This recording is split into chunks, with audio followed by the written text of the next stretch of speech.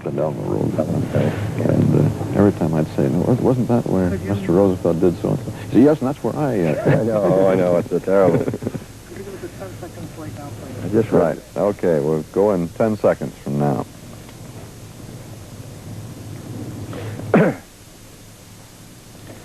Mr. President, this morning Governor Wallace moved in Alabama to prevent a federally ordered integration of the first public school to be integrated in Alabama. This put state police around the school, as we've heard. Do you intend any federal reaction to that instantly? Well, we've been in touch with the school board. It was the school board that carried out the court order to provide for a integration of the schools. There had been order, so in a sense the governor's action comes, I think, as some surprise to the local community. This matter will then, of course, be taken back to the federal court, who will then make a judgment as to what action should be taken, and then it will be up to the school board to implement that court decision. And of course, this is a matter, because it is a federal court, in which the federal government will have a responsibility. I'm hopeful it can be worked out by the people there. That's our ambition. But this is a matter for the federal court to determine and for the United States to implement. In other words, you don't intend any immediate action to get those students into school today or tomorrow? I think we are checking now to see what the local school board's going to do. I should think by the end of the day, we'll know whether the school board's going to take the matter to the court. If they don't take the matter to the court, then of course a responsibility will fall upon the Department of Justice. Do you have any idea what the Department of Justice could do in this particular circumstance? They could take the matter to the federal court. The federal court would then issue an order, which would be up to them. If they issued an order compelling the schools to open, then the order would have to be carried out. We would hope it would be carried out by the local school board, and that the governor would permit the federal court order to be implemented. We'll have to see that over the next days. Mr. President... I don't like having to intervene in these matters. This should be settled by a local authority. It was being settled by them. And I think that's the way it ought to be settled. On the other hand, of course, we have a constitutional responsibility. Mr. President, with the Tuskegee action today and a riot in Plaquemine Parish last night in Louisiana, I'm wondering if it seems to indicate that perhaps Senator Stennis was right and that what looked like a very successful march on Washington last week has instead got the South's back up and solidified them in their resistance. You know, there's been difficulties in the North, too, this last week, so that this is a continuing problem. The march was an episode, an important one, because I think it was an impressive manifestation of the strong desire of a good many responsible citizens for equal treatment. But this problem has been with us for 100 years and even before, and it was going to be with us for a good many months and years to come. The Negroes are 10% of our population. To bring them into a full life in the American society with all that that means is going to be a long job. And you're going to have difficulties in various states, north and south, east and west. But they are here. They are given the promises of the Constitution, and we have to do what we can to see that those promises are carried out. That's the responsibility, it seems to me, of this generation of Americans, north and south, east and west, even though it presents us with a good many harassments. How seriously do you think this civil rights situation is going to affect your chances, assuming you'll be the nominee of the Democratic Party next year, in 1964? Well, obviously it's going to be an important matter. It's caused a good deal of feeling, I suppose, against the administration in the South. Also, I suppose, in other parts of the country. Whenever you have a issue upon which people feel so strongly, it quite obviously has its political effects. So I would say it would be an important matter. On the other hand, I'm hopeful that both parties, Republicans and Democrats, will commit themselves to the same objective of equality of opportunity. I would be surprised if the Republican Party, which after all is the party of Lincoln, and is proud of that fact, as it should be, I would be surprised if they did not also support the right of every citizen to have equal opportunities, equal chance. under the Constitution. No sense in blaming it, of course, on Washington. That's a convenient place to blame it, and I suppose that's one of the reasons why we're there. But this is a problem which goes into every community across the country, every family, and everyone has to make a decision. It's going to take time. I think it's finally going to be done, but we're trying to do something much more difficult than any other country's ever done. A good many of the people who advise us so generously abroad have no comprehension of what a difficult task it is that faces the American people in the 60s. But I think that the United States government, I believe both parties, and I think the great mass of opinion is in favor of making progress along these lines. And of course, the most important area is finally going to be education, which ties into jobs. You have education, equality of education, educational opportunity, and you find, I think, gradually equality in employment, and then you find the great hump of the hill past. Do you think you'll lose some southern states in 64? Well, I lost some in 60, so I suppose I'll lose some, maybe more in 64. I don't know. It's too early to tell, but I would think I'm not sure that I'm the most popular political figure in the country today in the South, but that's all right. I think that we'll have to wait and see a year and a half from now. Well, a year now. Not that long. You making any estimate as to who your opponent might be in 64? No, there's a good many of them. Got any choices to who you'd like to run against?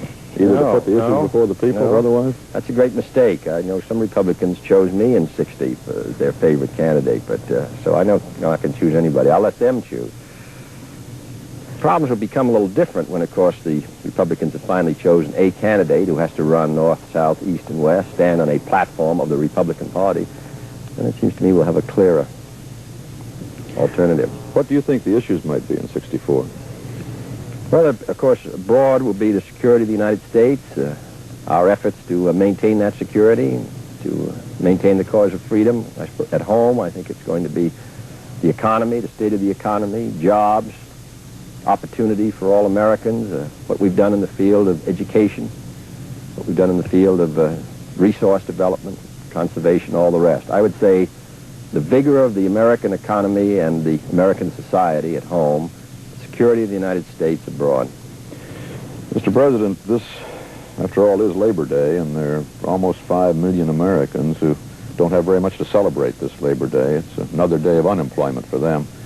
Do you see any real hope in a booming economy where we still have to have this many unemployed, that in the next, say, 5 years, a second term for you, for instance, we can find a solution to this problem? Well, there's no magic solution that suddenly is going to emerge. What it is, it seems to me, a combination of actions, which we're trying to take. What we have to realize is to even stand still, stay still, we have to move very fast. We have 2.5 million more people working than when I came to office, and yet 1.5 million more people have come into the labor market. Now, this is going to be made even more difficult because in the next 2.5 years, we're going to have about 5.5 million people come to the labor market searching for jobs, and about 2.5 million of those won't have finished high school. So this is very difficult. When you talk about the unemployed, that statistic, you first realize there are almost 70 million Americans working, and we're steadily increasing their prosperity. But there are this very hard core of unemployed. Some of them are in the old coal areas, where they don't need those people now, and yet so they can't find work and they're older. The Appalachian region particularly, eastern Kentucky, West Virginia, parts of Pennsylvania, parts of Indiana, parts of Ohio, southern Illinois. Then there's the steel unemployment in the big cities, Pittsburgh, Youngstown, Gary. It's very difficult to find work for them. Then we have the combination of the older workers who have been thrown out of work because of technology, and then we have the younger people coming in, many of whom are uneducated. Now, 50 years ago, they could have either been a job on the farm or they could have been doing manual labor. Machines are taking the place of manual labor, and people are steadily moving off the farms because we're producing so much. The answer, it seems to me, lies in a whole variety of programs. The tax cut, I think, is most important. That would be an $11 billion tax cut in a period of 18 months. We're not doing this just because, though of course everybody would like to have their taxes reduced, but the major reason is because of the lift it will give the economy, the assurance it will give us against another recession. $11 million in the economy multiplies. It's spent and will bring a increase of nearly $30 billion, $30 to $35 billion. This can, I think, be the most important step. In those areas where there is chronic unemployment, I think vocational education, aid to education so that these children will stay in the schools, and this is something that every parent can do. Any boy or girl who leaves school before they finished are going to have a hard time in this world of ours in the next 10 or 20 years. And area redevelopment, those programs which put a special emphasis on areas of chronic unemployment. These youth employments, particularly these boys 17 or 18 are out of school and out of work, so we can take them and let them work as they did in the 30s in the CCC and these forests. These are the kind of things. Retraining, particularly for the older men, job retraining program. Therefore, I hope Congress will enact this kind of legislation. So in answer to your question, I believe that with the combination of the tax cut plus these other programs, we can reduce that unemployment from the 5.5%. Most importantly, we can prevent it from being increased, and I think we can get it under 5% in a period of 2 years, 2.5 years. We can't do it by just saying it'll be done on its own. Too many people are coming in the labor market, too many machines are throwing people out. Mr. President, speaking of Congress, the atom test ban treaty comes up to the Senate next few days, and everybody's predicting, as I believe you are, that it's going to pass by a very good majority. But has all of the argument about it, discussion about it, and even suggestions from high places, including former President Eisenhower, a reservation on the treaty, do you think that this has hurt the spirit that prevailed in getting this treaty in the first place? No, if the treaty is not substantial enough to stand discussion and debate, then of course it isn't a very good treaty. So I think what would be most desirable is after all this discussion and debate, then to get a very strong vote in the Senate. I think a reservation would be a great mistake. I don't think President Eisenhower used the reservation in the formal sense that he wanted the Senate of the United States to put a reservation on the treaty, because that would mean that the treaty would have to be renegotiated. He was concerned that we would make it very clear that we had the right to use nuclear weapons in time of war. Well, of course, we do have that right. We've stated it. The committee report of the Senate Foreign Relations Committee will restate it. So I think that will deal with the problem that concerned him. Otherwise, I think a reservation which would require us to renegotiate the treaty with nearly 100 countries, in my opinion, would be better to defeat the treaty. Mr. President, the only hot war we've got running at the moment is, of course, the one in Vietnam. And we've got our difficulties there, quite obviously. The headline in the story in the New York Times yesterday morning was rather an interesting one. It said that the administration will try diplomacy in Vietnam, which I'd assume we've been trying all along. What can we do in this situation, which seems to parallel other famous debacles of dealing with unpopular governments in the past? Well, in the first place, we ought to realize that Vietnam has been at war for 25 years, and the Japanese, years. I remember a good many people who said 2 years ago that it wouldn't last 6 months. A good many newspapers said that. A good many local correspondents said it. Well, the war is still going. In many ways, it's gone better. That doesn't mean, however, that the events of the last 2 months aren't very ominous. I don't think that unless a greater effort is made by the government to win popular support, that the war can be won out there. In the final analysis, it's their war. They're the ones who have to win it or lose it. We can help them. We can give them equipment. We can send our men out there as advisors, but they have to win it, the people of Vietnam, against the communists. We're prepared to continue to assist them. But I don't think that the war can be won unless the people support the effort. And in my opinion, in the last 2 months, the government has gotten out of touch with the people. The repressions against the Buddhists, we felt, were very unwise. Now, all we can do is to make it very clear that we don't think this is the way to win. It's my hope that this will become increasingly obvious to the government, that they will take steps to try to bring back popular support for this very essential struggle. But these people who say that we ought to withdraw from Vietnam are wholly wrong, because if we withdrew from Vietnam, the communists would control Vietnam. Pretty soon, Thailand, Cambodia, Laos, Malaya would go, and all of Southeast Asia would be under the control of the communists and under the domination of the Chinese. And then India, Burma would be the next target. So I think we should stay. We should make it clear, as Ambassador Lodge is now making it clear, while we want to help, we don't see a successful ending to this war unless the people will support it. And the people will not support the effort if the government continues to follow the policy of the past 2 months. I hope that will be clear to the government. It should be. After all, they've been conducting this struggle for 10 years, and I admire what the president has done. He's been counted out a number of times. I'm hopeful that he will come to see that they have to reestablish their relationship. But we ought to remember that they're the ones who are dying by the thousands, and they're the ones who have to win this war, or they're the ones who will lose it. We can't do either. We can assist them to win it, and we can warn them against losing it. But the United States is not we don't have troops in mass who are dying by the thousands, and we do the best we can to make it clear what policy they should follow, but they have to decide it. Do you think that this government still has time to regain the support of the people? With changes in policy and perhaps in personnel, I think it can. If it doesn't make those changes, I would think that the chances of winning it would not be very good. Well, hasn't every indication from Saigon been that President Diem has no intention of changing his pattern? If he doesn't change it, of course, that's his decision. He's been there 10 years. And as I say, he has carried this burden when he's been counted out on a number of occasions. Our best judgment is that he can't be successful on this basis. We hope that he comes to see that. But in the final analysis, it's the people and the government themselves who have to win or lose this struggle. All we can do is help. And we're making it very clear. But I don't agree with those who say we should withdraw. That'd be a great mistake. That'd be a great mistake. I know people don't like Americans to be engaged in this kind of an effort. 47 Americans have been killed in combat with the enemy. But this is a very important struggle, even though it's far away. We took all this, made this effort to defend Europe. Now Europe is quite secure. We also have to participate, we might not like it, in the defense of Asia. We're in a very desperate struggle against the communist system. And I don't want Asia to pass into the control of the Chinese. I would think that would threaten the security, not right today, but in the 1970s, the late 60s, that would substantially increase our problem, increase the danger to India, which is 500 million people. And if that would join with the rest of the communist bloc, they'd be that much nearer to us.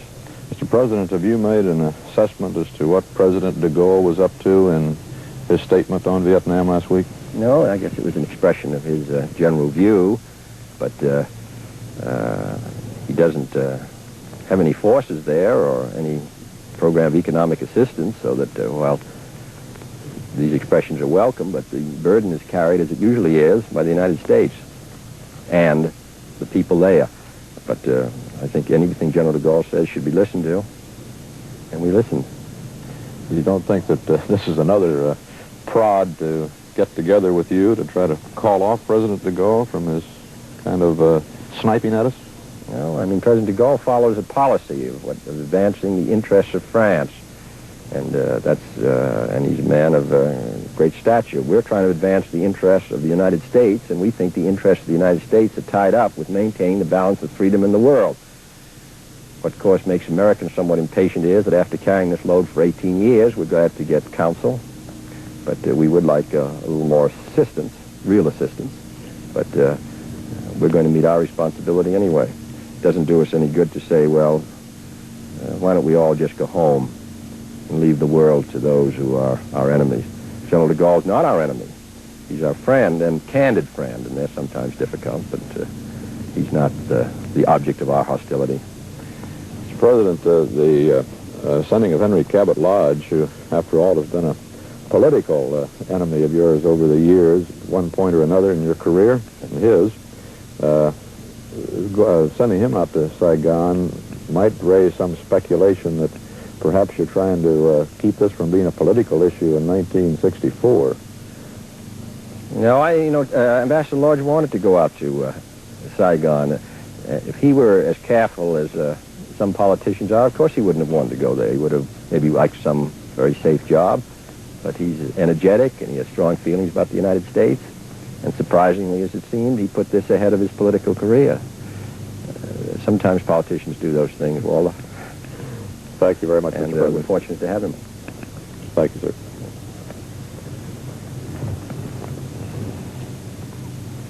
Yeah.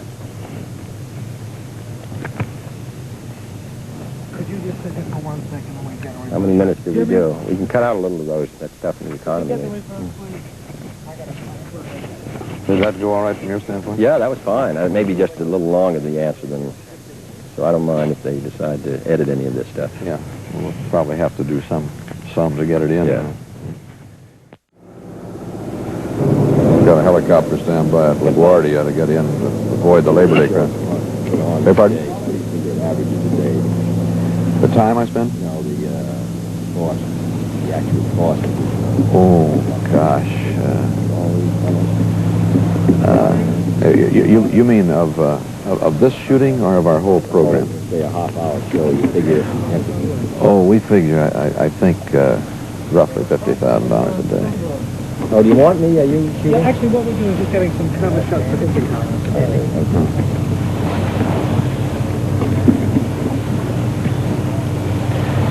Get your long lens on that sunfish out there, and we can all have one for Christmas.